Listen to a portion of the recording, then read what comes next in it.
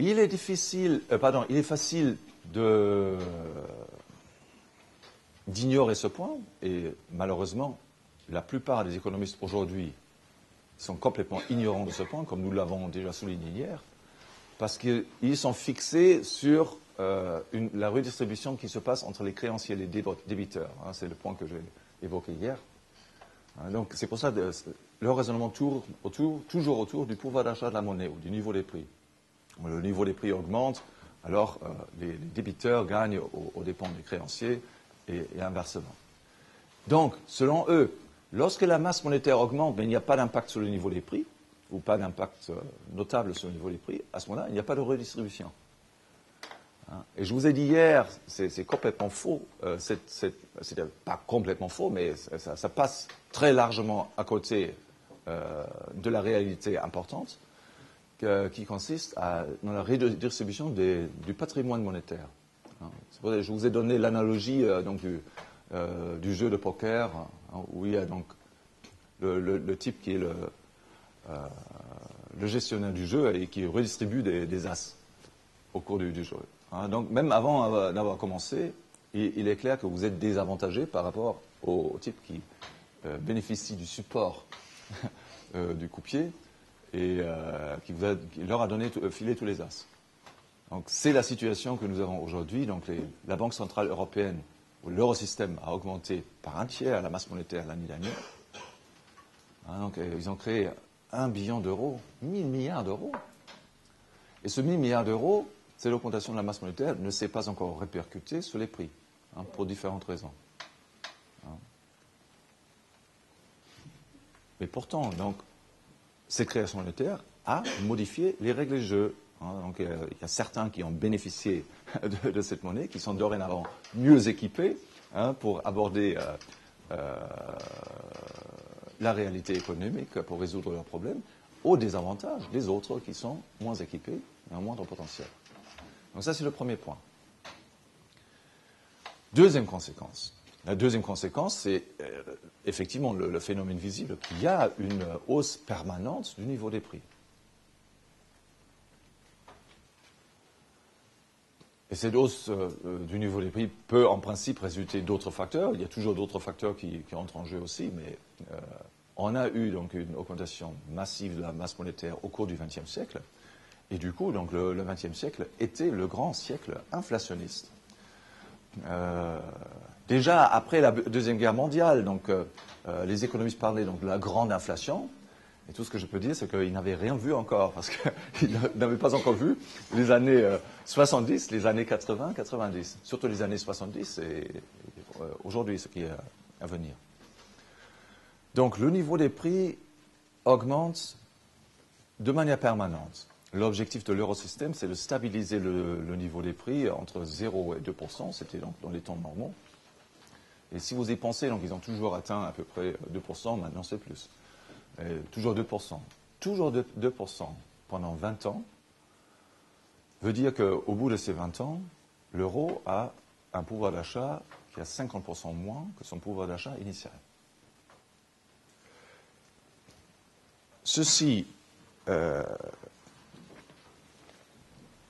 implique a une implication déjà très forte, à savoir qu'il est suicidaire d'épargner de la manière traditionnelle. Quelle est la manière traditionnelle d'épargner? La manière traditionnelle d'épargner, c'est consistait à thésauriser.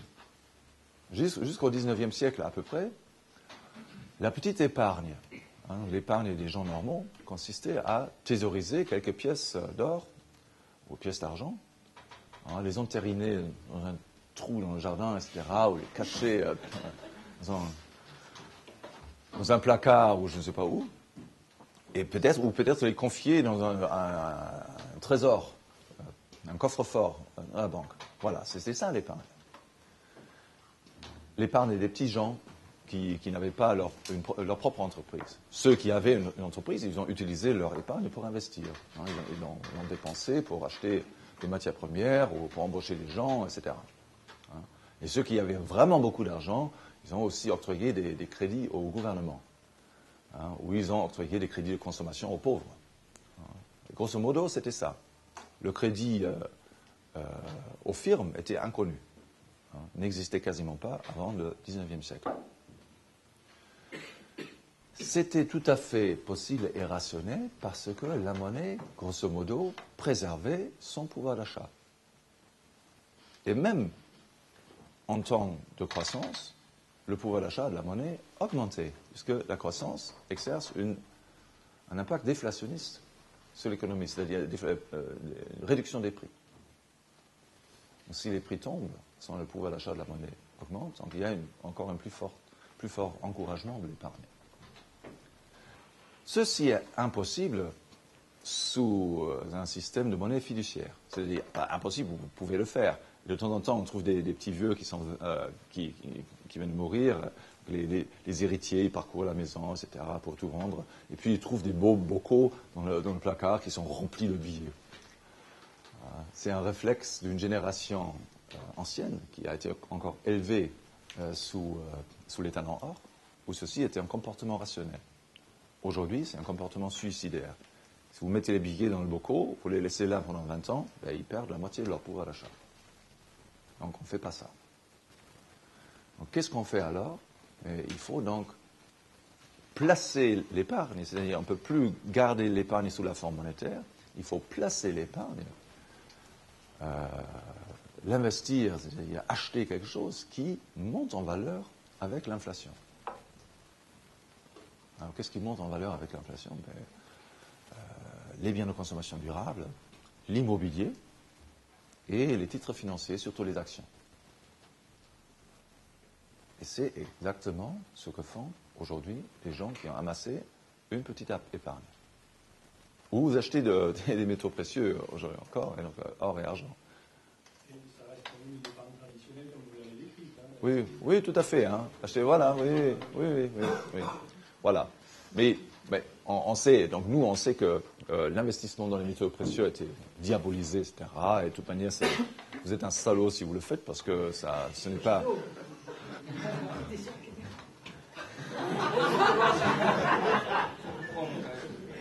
C'est la vulgate, vous êtes un salaud si vous le faites, vous êtes un sale égoïste qui pensez juste à amasser des richesses pour vous-même, et votre épargne n'est pas recyclée, hein, parce que justement, elle ne passe pas par les circuits financiers. Donc, on fait ça, on commence donc à investir dans des fonds d'investissement, on achète une assurance vie et des choses comme ça. Donc ça, c'est le comportement rationnel sous notre système, et il est clair qu'il implique donc déjà une dépendance par rapport à ce secteur financier. Celui qui autrefois thésaurait ces pièces, c'était pas sans risque, parce qu'il pouvait y avoir des voleurs, etc. Mais grosso modo, il ne dépendait pas d'une autre personne. Il avait justement acquis donc un droit sur un bien, sur une marchandise, l'or, argent, etc. Aujourd'hui, il achète des créances sur d'autres personnes. Il achète des actions, il achète des obligations. Donc il est dépendant du destin économique de ces autres personnes et de leur honnêteté, etc. Donc on a les deux phénomènes qui vont ensemble sous un état non fiduciaire. Il y a la financiarisation de la vie économique. J'ai entendu des banquiers qui nous disent « Ah oui, ça c'est vraiment magnifique parce que tout le monde est mis ensemble, il y a plus d'interdépendance, etc. » Voilà. Celui-là, il aurait dû lire un peu Wilhelm Röpke. Röpke, il a la très bonne distinction entre l'association naturelle et l'association forcée. Là, c'est un cas d'association forcée. Donc la financiarisation et la dépendance. Et vous imaginez, donc, nous, on fait des études d'économie, on est professeurs d'économie, donc déjà, on pense qu'on comprend l'économie. Évidemment, on a tort. On ne comprend pas les marchés, parce qu'on n'a pas la boule de verre, donc on ne sait pas comment les marchés vont évoluer dans les années qui viennent. Mais maintenant, pensez à un petit plombier ou un peintre qui déjà passe toute sa journée avec son métier. À la fin de la journée, il est fatigué, il a amassé quelques sous. Maintenant, qu'est-ce qu'il fait? Avant, il a acheté des pièces, voilà, c'était réglé. Plus besoin de veiller sur d'autres personnes, de demander à quelqu'un, etc. Aujourd'hui, s'il est fait, il est cuit. Il ne va rien léguer à ses enfants. Donc du coup, il va commencer à investir dans des actions, dans des obligations, il va acheter de l'immobilier, etc. Donc il va faire des choses dont il ne comprend vraiment rien. Et il va se faire dépendant des conseillers clientèle, qui sont en fait des vendeurs, des vendeurs de produits financiers. Voilà. Donc ça, c'est quand même une conséquence économique, mais c'est aussi culturel, et c'est assez triste si on y pense. Donc il y a ce phénomène de dépendance.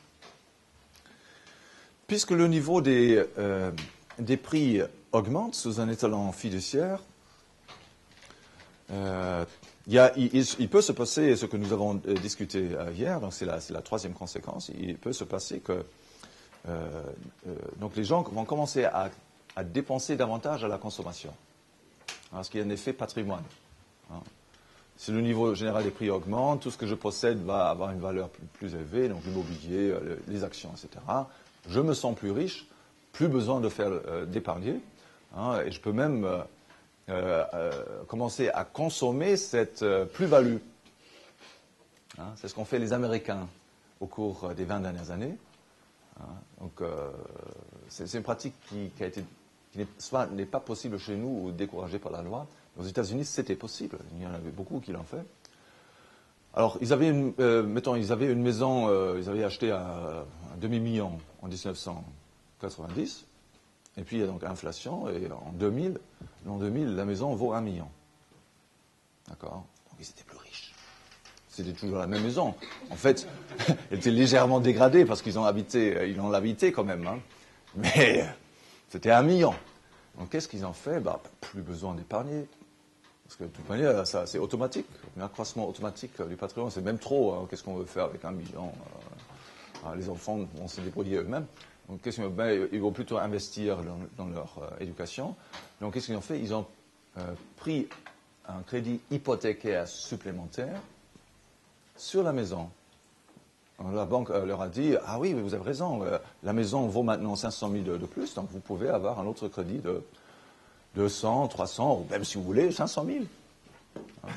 Voilà, toujours la même épargne qu'auparavant, mais on peut dépenser plus de sous. C'est ce qu'ils ont fait. D'où le taux d'épargne zéro, voire parfois négatif, des Américains au cours des dernières années. Donc l'épargne diminue. Mais il y a une autre conséquence. Quatrièmement, l'épargne est aussi investie différemment, surtout lorsqu'il y a des différences entre le taux de l'augmentation du niveau des prix entre les différents pays. Si un pays a une inflation plus forte, donc son niveau des prix va avoir tendance à augmenter plus fortement que le niveau des prix dans d'autres pays, alors ceci décourage l'investissement de l'épargne dans ce pays. Ceci le décourage certainement pour les étrangers. Parce que les étrangers vont voir, voilà, je vais placer mes sous dans ce pays-là.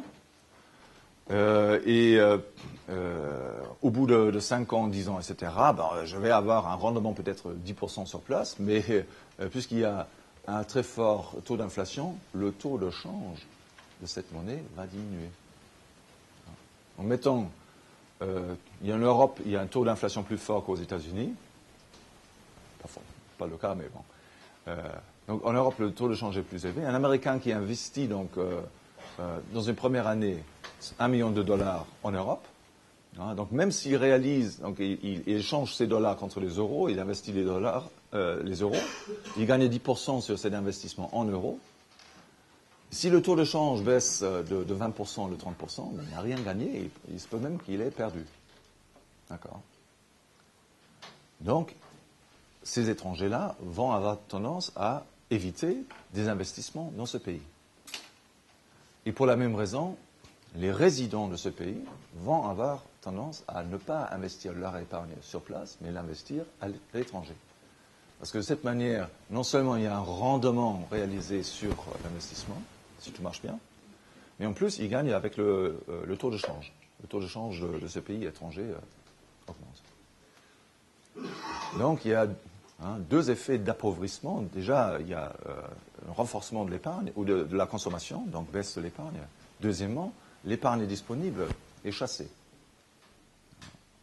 Et c'est pour cela, mesdames et messieurs, que nos banques centrales aujourd'hui, qui poursuivent donc un agenda très fortement inflationniste, prennent beaucoup de soin à se coordonner. Je ne sais pas si vous avez fait attention, mais en 2008 déjà, et jusqu'à aujourd'hui, chaque fois que donc,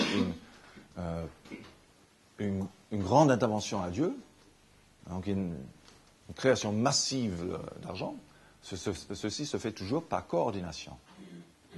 Donc en 2008, c'était l'ensemble des grandes banques centrales, Federal Reserve, Banque centrale européenne, la Banque du Japon, Bank of England, qui ont annoncé ces mesures politiques au même moment.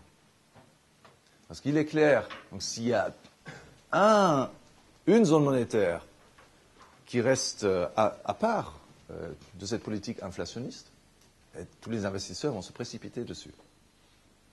Parce que son taux de change va apprécier vis-à-vis du taux de change des autres.